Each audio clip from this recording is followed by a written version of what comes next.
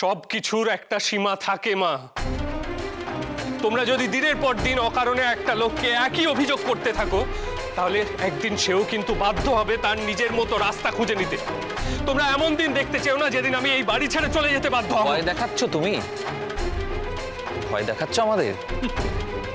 না দাদা ভাই, ভয় কোনোদিন দুর্বলরা দেখায়? হয়তো চিরকাল সবলরা দেখিয়ে এসেছে দুর্বলদের।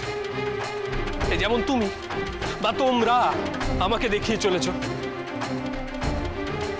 কিন্তু ব্যাপারটা যদি একটু উল্টো রকম হতো দাদা ভাই,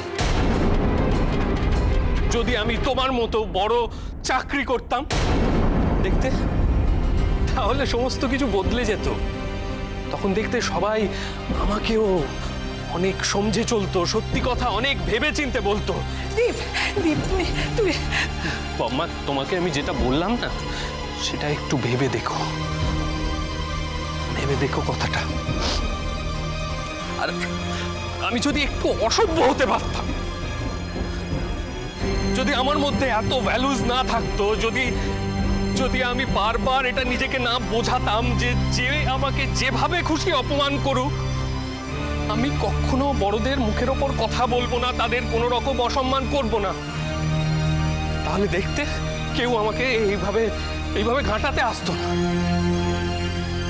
মা, এইবারে মেয়েদের সঙ্গেও তো রঞ্জার যথেষ্ট সখ্যতা ছিল না? তাহলে শুধু আমি কেন? তাহলে ফ্যাক্টরটা কি? আমি একটা ছেলে বলে, তাই তো? হ্যাঁ দাদা ভাই, বলো ফ্যাক্টরটা কি?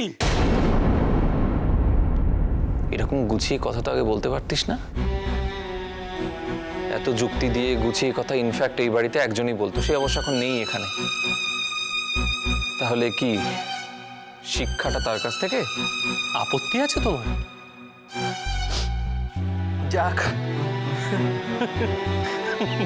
এটা শুনে ভালো লাগলো যে তোমরা অ্যাডমিট করছো আমি তার কাছ থেকে অন্তত কিছু শিখেছি।